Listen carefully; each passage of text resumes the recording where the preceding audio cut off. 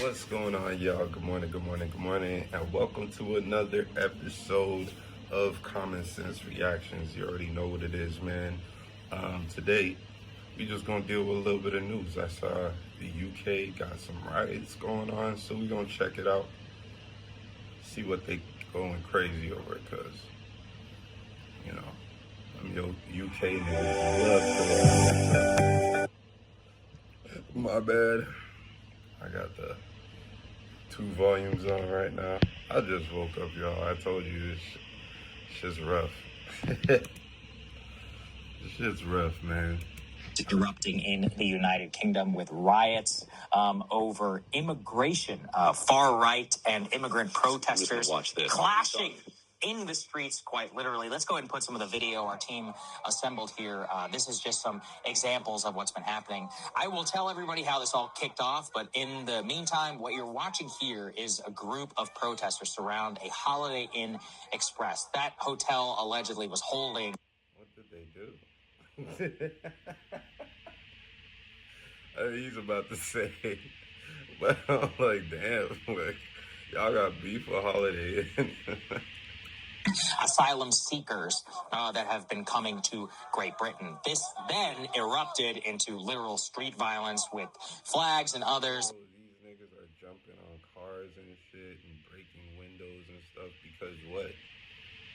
Because people from another country came and got a place to stay? Like, yes, that's frustrating.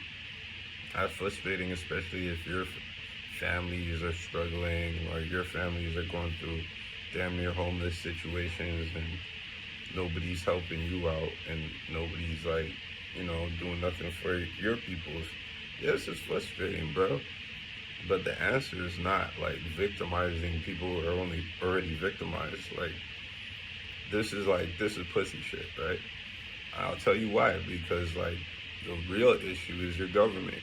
So if you're really on that, strap up and go at the government. I'm not saying that that's a good idea. I think that's stupid as hell. But I'm like, yo, if you really on that, then go deal with the people who are responsible for them being there.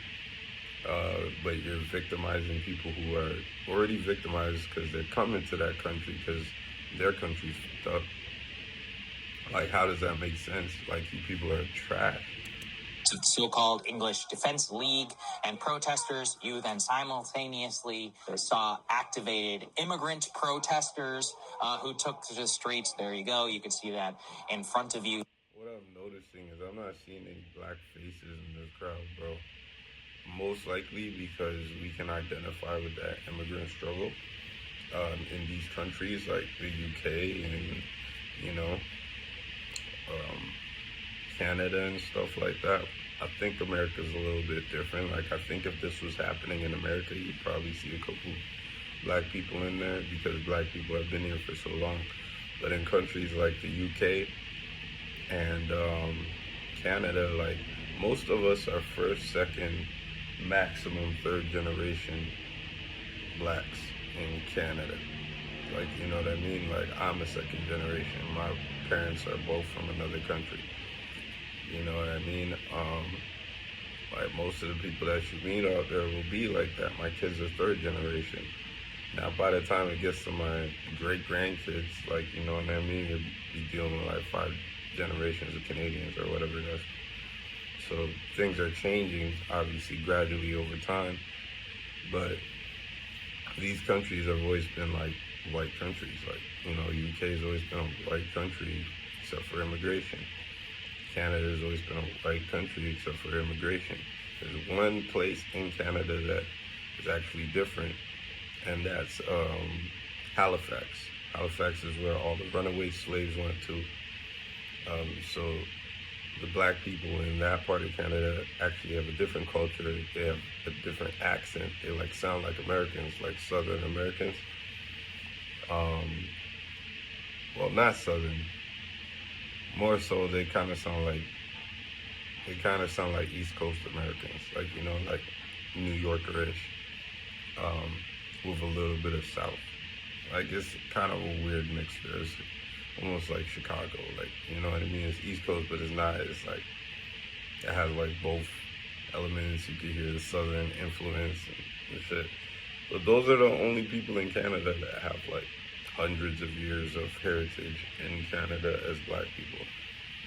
But this shit is crazy, bro. This has spread to multiple kind of working class cities all across the UK, of where immigration and tensions between the population has been high for quite some time. If we think about going all the way back to Brexit. Oh, there we go. Oh, I saw some Indians, some look like a couple black dudes. I feel like maybe they were Indian as well. It's kind of crazy. And the impetus for that, here you see people literally getting beaten up in the middle of the street. It's unclear exactly, who or what. Oh, what is going on, fam? I need to know the story behind that beatdown. That was a vicious beatdown. Is happening here. Then we, of course, a time-honored tradition, looting, literally happening in the middle of these riots. Lots of the so-called, anti-immigrant protesters also just making sure they stop by a grocery store and take whatever they can chocolatey goodness for free. Yeah, I'm not sure I'd be taking English chocolate, but hey, that's just me. So what do you think, Ryan? And so you're also now seeing anti-racist protesters, like explicitly anti-race. They're basically versions of like Antifa. Over in England are now showing up and doing battle with the far right protesters across England. This all started when, I guess, a little more than a week ago, three girls were killed at a Taylor. Why don't we put this up there? The Financial Times is a pretty good breakdown. Just go ahead. You can continue. Yeah, so three girls were killed at basically a Taylor Swift event. It's like a yoga studio or something that was playing like Taylor Swift song or something. Guy shows up, kills three of them. Not from Rwanda. I think he was born in the UK, but of Rwandan descent. So immediately, it starts disseminating on Twitter and elsewhere that this was a. First of all, you're a news station. I'm gonna need you to have the facts, bro, because those are crucial details. Like, was he born in Rwanda? And yeah, the word that they just said. Was he born there or was he born in the UK? These are major details. Like, it's not just stuff that you brush over, because if he was born in the UK, what they're doing makes absolutely no sense, and then it becomes more of a race issue, because it's like, oh, we don't want these people here because they're violent, they kill people. But bro is born, man. Like, you know what I mean? So now what, you mad at his parents? Because his parents didn't kill nobody. Bro is from the UK, born and raised. You know what I'm saying? Like, what do you want to focus the attention on a certain group of UK people? Is that what's going on? Like, that's what I'm saying. Like, it changes the message tremendously. If he was a immigrant, then there's a basis for saying, oh, we don't want no more immigration, get these people out of here. Not saying that it's a right basis, but I'm just saying it's a basis. And it's a basis that can have more understanding to it, and that may not be racial. It may just be like, yo, we have enough problems of our own. We're letting in these people that might have all types of other problems. We don't want it. You know what I'm saying? If he was born in the UK, it's racist. Hands down, it's racist. Because what you're saying is his mother shouldn't have been here, his grandparents should have never been born. Like, you know what I'm saying? Like, you're blaming immigration for an issue that was clearly concocted in the UK. You know what I mean? So those are very important issues. I'm disappointed with you guys. Breaking Point. I always find you a credible news source, independent news source. Your biases do show through every once in a while, but that's being human, man. Like, none of us are going to be able to keep our biases, personal biases, out of our opinions. An undocumented illegal immigrant that came in and killed. That was a Muslim illegal immigrant that came in and killed these three girls. Turns out, is a person was born in Wales from Rwandan parents, and was Christian, actually. And the UK took the rare step of publishing all the information about the suspect. It said, look, it's not true. This is not, it didn't matter. Side note here, if you go back and read the histories of almost... Okay, so there we go. I got at y'all a little too early. My apologies. Bro clarified it. Basically, there was a narrative put out very early after the killings that this dude was a Muslim immigrant. Not only was he not a Muslim immigrant, he was born in Wales, and he was a Christian. So for that information to be released, publicized, and publicly, like, very tried, like, in an effort to, like, tamp down on emotions, they actually tried to heavily publicize this information. You would think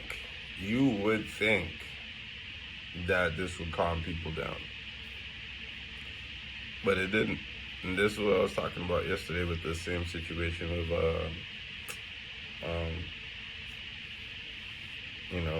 where Bustamante was saying he doesn't know what would happen if Trump had been successfully assassinated. Bro, you know damn well that shit wasn't gonna go no other way but up. Every famous riot throughout of American history, but also European history too. Even the storming of the Bastille, they all start with, usually, misinformation is not necessarily the right word, but rumors that are incorrect, and spread out of control. When they stormed the Bastille, they expected to find like hundreds of where is everybody? Political prisoners who've been abused by the king, and they found like 6 completely insane people, basically. I mean, I'm oversimplifying here. They're like, well, nevertheless, let's have a revolution anyway. But you're seeing this like demand for Twitter and others to like stop spreading all this like hateful misinformation, which, let's don't spread hateful stuff. Great. But even before social media, whether, whatever it is, like you go back and normally these riots are the result of just word of mouth. And getting the correct information out there didn't matter, because what matters is whether or not you're on a tinderbox here. Right, it's a powder keg. The UK is on a powder keg. It's on the one hand, blowback from the British Empire, like going out and, propping yourself up for hundreds of years, based on raping and pillaging around the world, and then taking the refugees from those parts of the country and putting them in your poorest districts back in England. That's also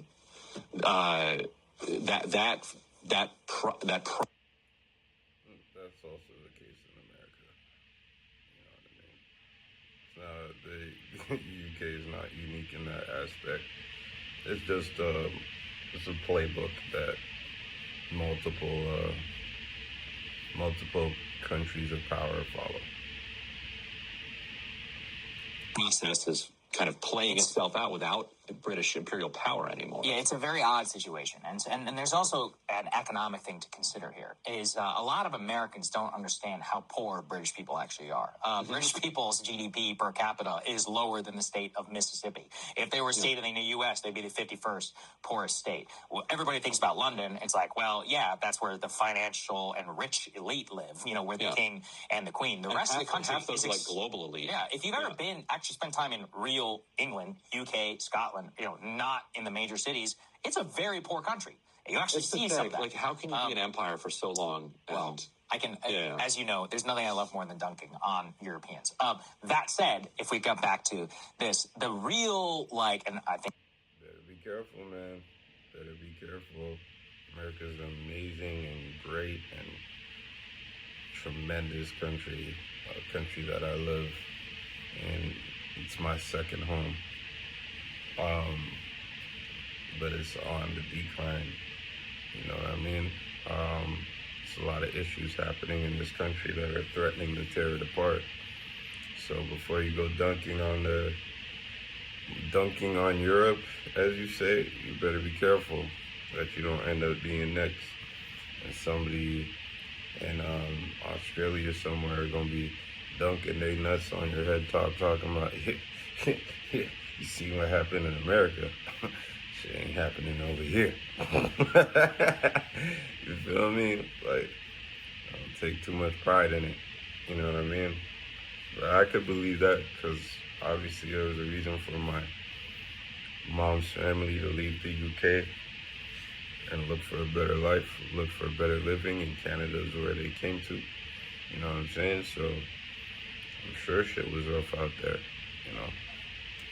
I think there's a lot of dangers here for America, and this is part of the reason why we decided to do this story, is perhaps this could be a precursor to what things are here. When you bring in a bunch of very low-educated, low-skilled workers, and then you also have very stagnant economic growth on top of literal, like, assimilation problems, then you basically set up, the situation where we have right now, where you've had like immigrant enclaves and neighborhoods which don't feel British, even though they may be British citizens or EU citizens in name. And then you have the population itself, which is very angry both about that lack of assimilation, the lack of cultural meshing, on top of the economic problems of literally feeling as if you are in a stagnant country, which is not.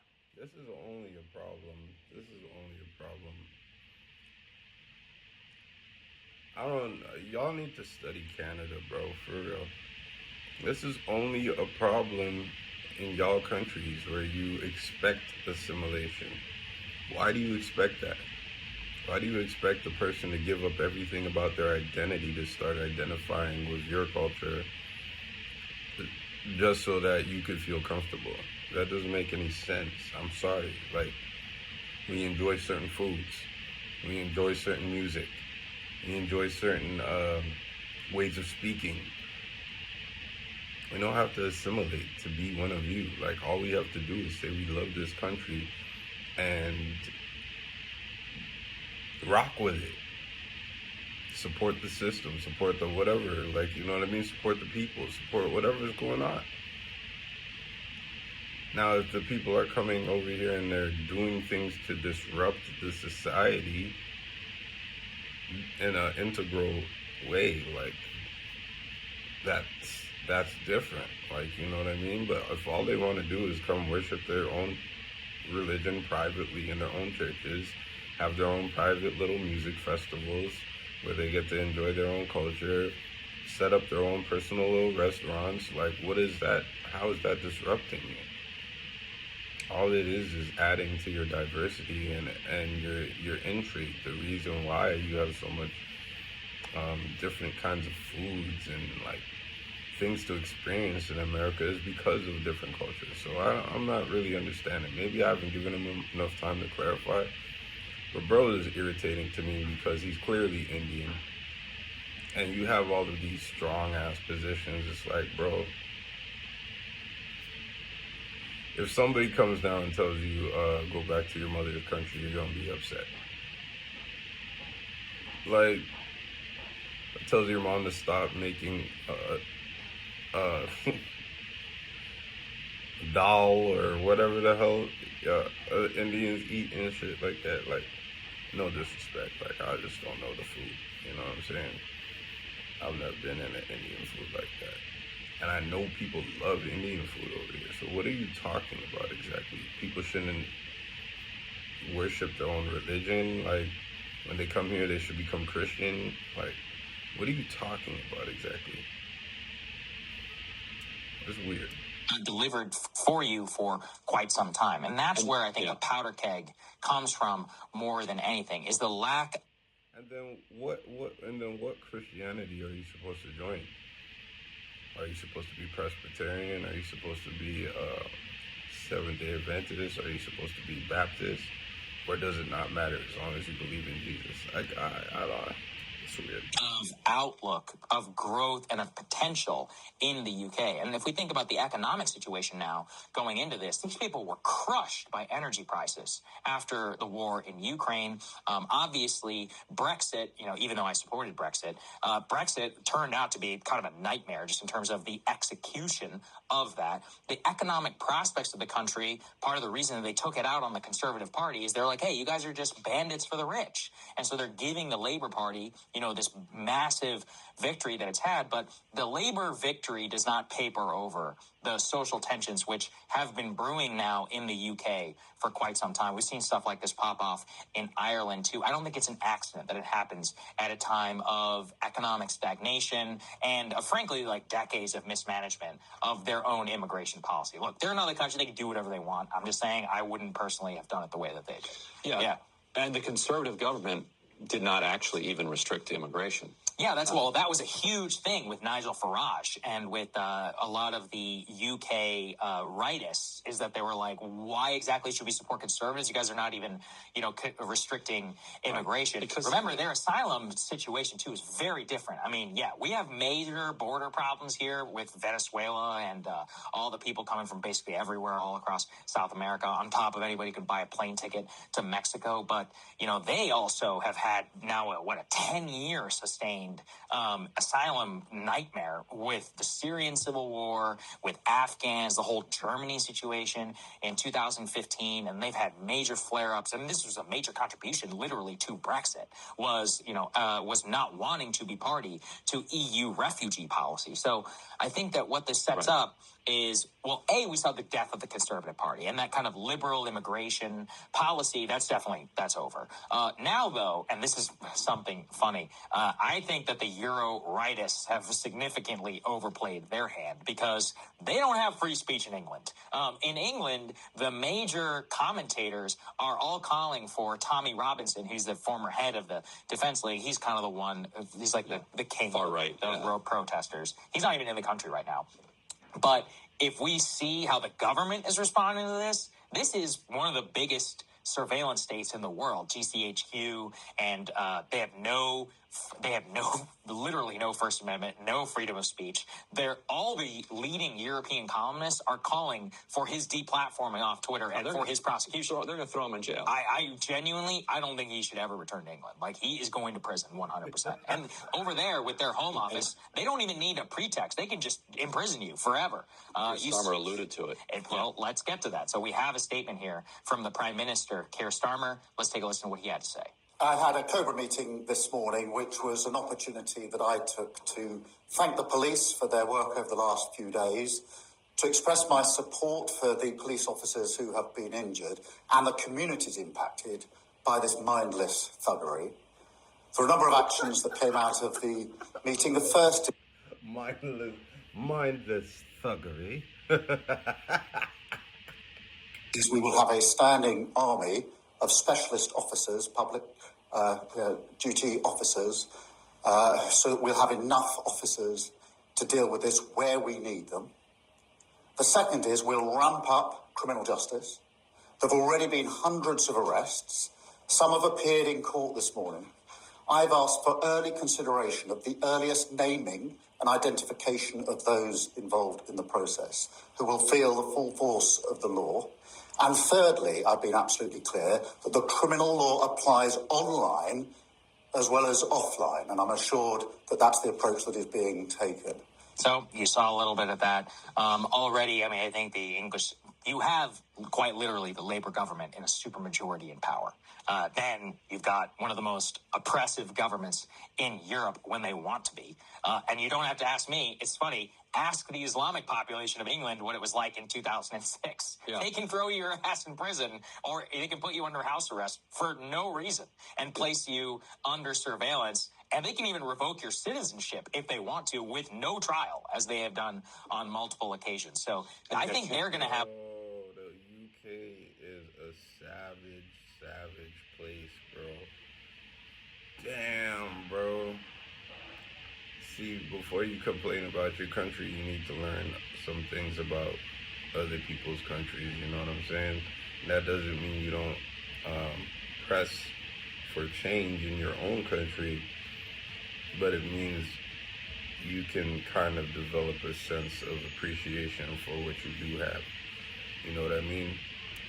A similar situation to what we had here, where they're going to use their security state apparatus, architected after the war on terror, and basically turn it onto their own, right-wing protesters that are in the country. So police state just seems even more likely in the UK after this. And Starmer said that they were going to make sure that there was accountability for people who instigated this on social media. Right. And yes, Tommy Robinson, I think he's in Corsica on vacation or something, but he's been, tweeting up a storm. Yeah, he's been sharing a lot of the stuff that, no question he's instigated it. The question is, should that be a prosecutable offense? As Americans, you and I would say obviously not. In England, they're like, obviously it should be. Yeah. Back they to think jail. we're crazy. Yeah, he's been to jail like 4. Right, so, long story short, in England's on bullshit.